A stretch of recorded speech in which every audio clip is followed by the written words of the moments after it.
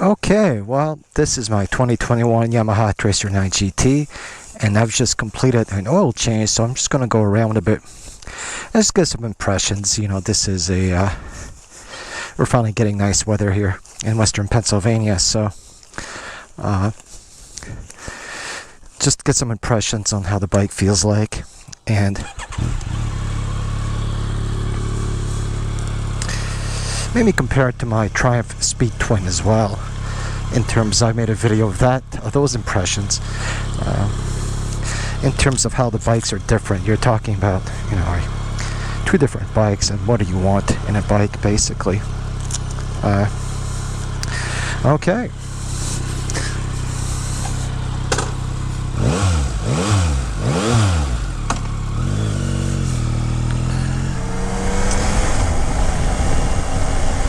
So yeah, with these bikes, the sport touring bikes, you're seeing quite a few on the market near the 100 horsepower range, and a lot of these bikes seem to want to live more in the higher RPM range to really suck out the power that they have. And something like the Triumph Speed Twin, it's a 1200 two-cylinder, that basically the RPMs tend to redline at 7,000, so that bike is all about low-end torque, and you can see here that you redline at 11,000. So it does have, the Tracer 9 GT does have a good deal of torque down low, but really after 5,000 is where it really screams. So it benefits from staying in the higher RPM range with that bike, and then that's where that's where you have a lot of fun. It also almost demands that you go fast and faster and faster. So it is completely different than the Speed Twin in that sense. I think this bike's a little more nervous, and but I have it set up on A2, which is the comfort mode. There is a sport suspension mode, and that is really, that one you can really feel the bumps, and it's definitely stiffer, whereas this suspension mode is just a nice all-around mode.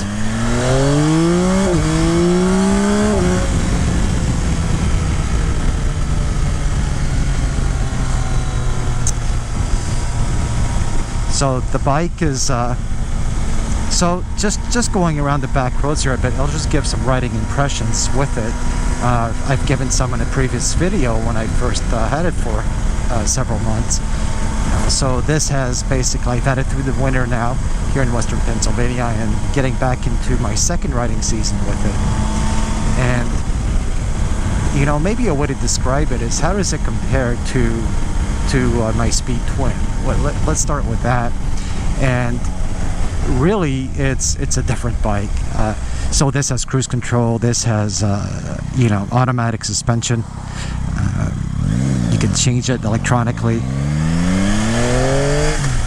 Quick shifter, and it loves the higher revs. I'm at 6,000 RPMs here, and 7,000, the Speed Twin would be done. At 7,000 it would be done. That's it. However, the Speed Twin gives you a jolt of acceleration and torque down low. It really is nice in that sense, and I think that Speed Twin is a bike that, if you just want to take back roads and just more enjoy the feeling of a motorcycle, it has no screen, you get on and you ride. That's a Speed Twin. But with this one, if you like taking a bike into higher RPMs and just pushing yourself a bit, the sport touring bike almost demands that you push it a bit, and you're pushing yourself. That's how I feel the difference. I get on this bike and I feel like, okay, this is me against nature. The Speed Twin is me with nature. This is me just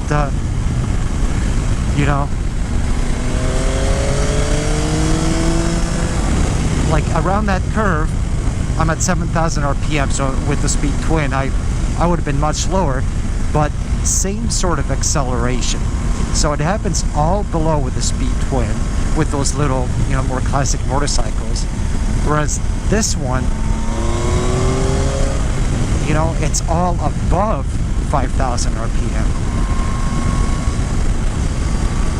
So in that sense, when you're comparing the two bikes, in terms of the rideability and that piece of it, I think that this one can be a lot of fun if you get yourself in the twisties and you're really pushing it.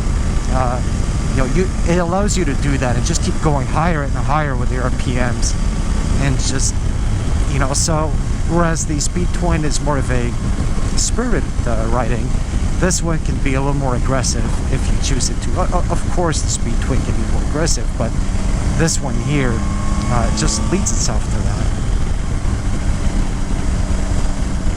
And that's also a video you can check out. I did some impressions of the Speed Twin as well in one video, and then a more recent video. And so what else does this bring to the table? Of course, it has the adjustable screen, it has the cruise control, it has suspension settings, and behind me, the ability to have saddlebags. So they're two different bikes in that sense. Depending what you want to do with your bikes, depending if you're riding, is this something that you're going to be taking more out in the rain? Is it something you'll be taking more out on some trips with it? This is just easier. This bike easier, that's for sure.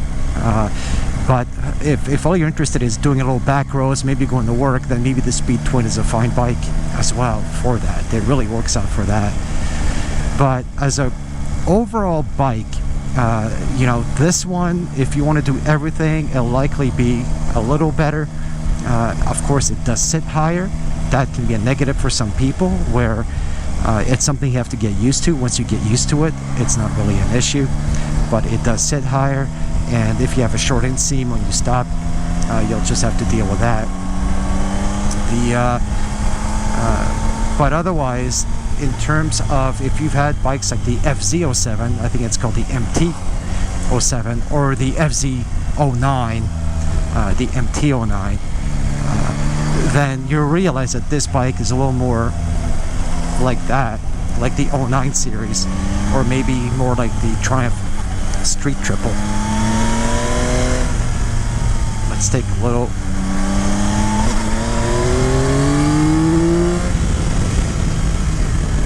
Where it does like the higher RPM range, and it does very well at that range.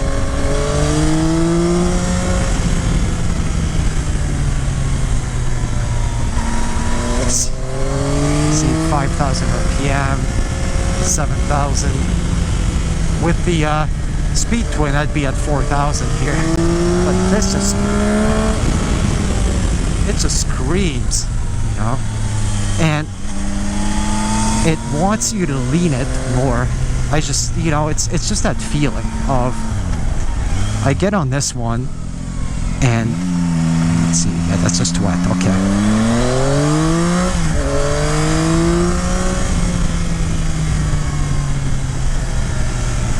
So, it appears the oil change is going well because the bike's still running.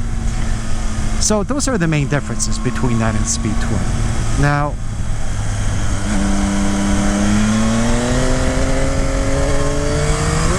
whoa, a little jump there. You can also do that on this bike. The friend of mine bought a Ducati Multistrada, the V2s, the V2S.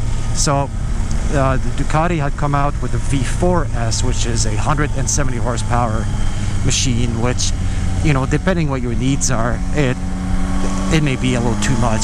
The V2 again falls in that magic 100 110 horsepower, like this bike, like many bikes like this of this caliber.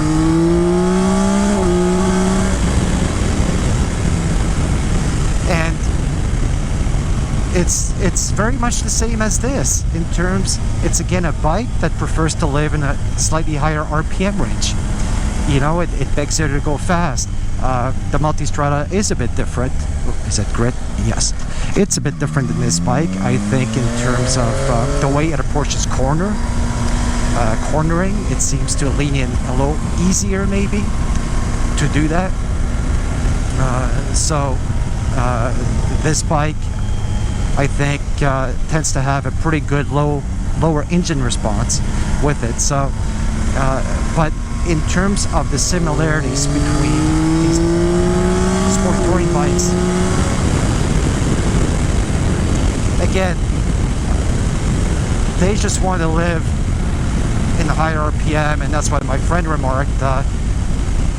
He once he got that bike, it's once the braking range was done, he's just amazed at, wow, it really wakes up after 5,000, and and that's where it begs you to go faster. So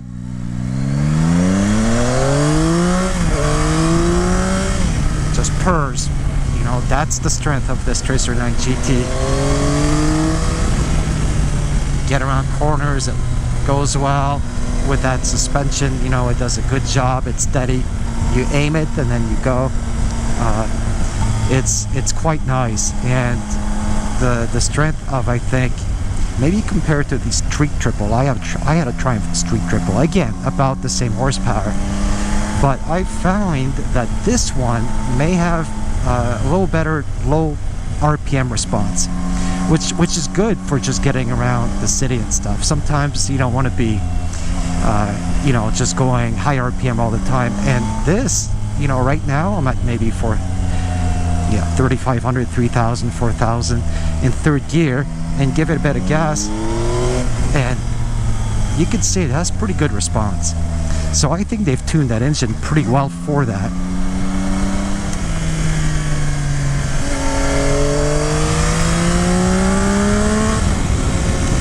So it has pretty good engine response.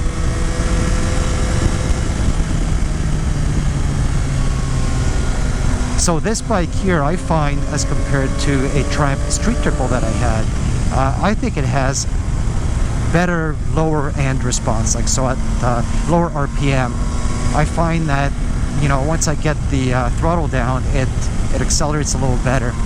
Could be in my head, but it just feels with the Street Triple, I had to get it up to slightly higher RPMs to get it going.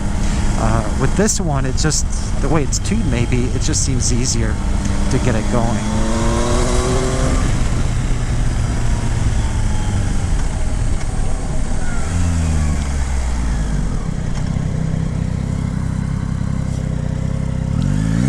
I'll go this way.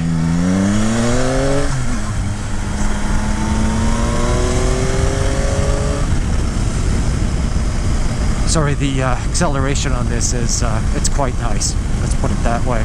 You're not going to be lacking. Let's put it this way. And when I have the panniers full, the saddlebags, I went on a little trip last year. It doesn't really, you don't really feel it all that much. And yes, the saddlebags will give you a little more drag, and when they're full, a little more weight, but the bike still goes. So it's the right amount of horsepower. In terms of price point and horsepower, you're right there. You're right where you want to be. Just to have power on demand, and in any situation, down low, or maybe if you're already cruising at higher speeds, it's going to give you that.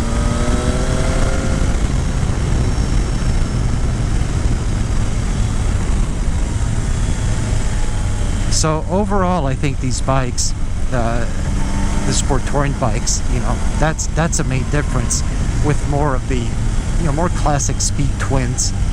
These things just, boy, that's where they want to be, the higher RPM, and it's a lot of fun. It's just a lot of fun with it.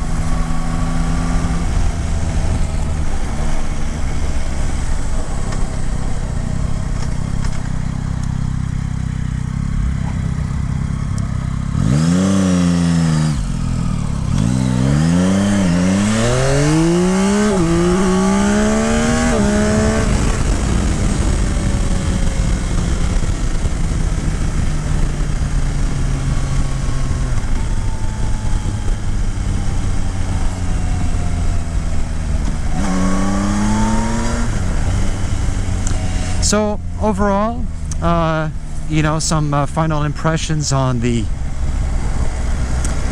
motorcycle. Yes, I think for today's ride, I think it's a really nice bike for the price point. In terms of what it gives you, of course, just everything, the adjustable screen, the cruise control, the adjustable suspension, all that stuff, the saddlebags. Here in North America, the GT comes with it, or in the United States in any case. You know, and it's basically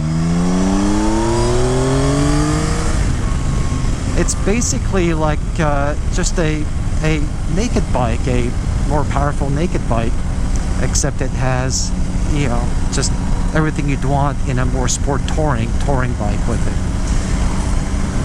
So depending on your needs of what you want in a motorcycle, I think something like this can be a very good all-around bike. You know, I'd just be careful if you do buy something that you're not going to use. And by that I mean, so suppose you do buy the, you know, $30,000 Ducati Multistrada V4S. You know, you want to go all the way with 170 horsepower. You know, that's where I find myself, if you're not going to travel with it, if you're not going to go and you know, take advantage of everything it has to offer, you know, that's the trouble of, you know, spending a lot more on the motorcycle. Whereas this, you know, for the price point, 15,000 or whatever it may be, 16,000, is a really good, it's a really nice price point for this. So anything around the 110 horsepower seems to give you everything you need at a certain price point. Same thing with that Ducati. It's a little more, but the V2S, you know, they introduced that to replace their 950, or I think it's a 950. But, you know, everyone's kind of getting around that 110 horsepower price point. And they all have the same sort of want to go to higher RPMs, like a sports bike, which is a lot of fun. So I think those bikes are a good one. It's just, you know, they're good all around.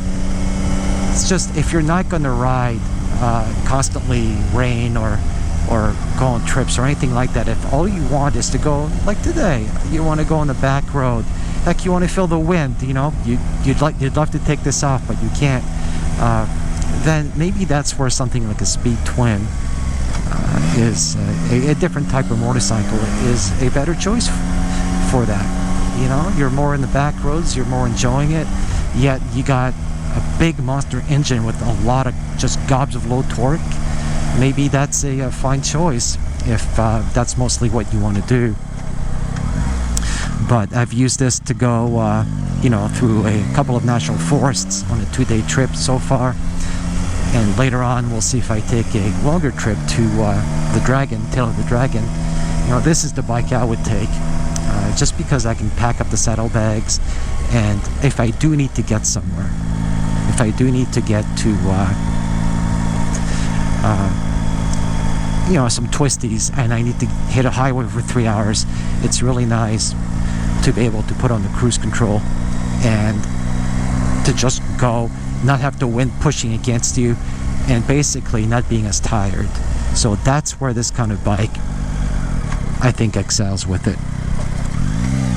So that's about it. Thank you very much for watching, and we'll see you next time. Thank you.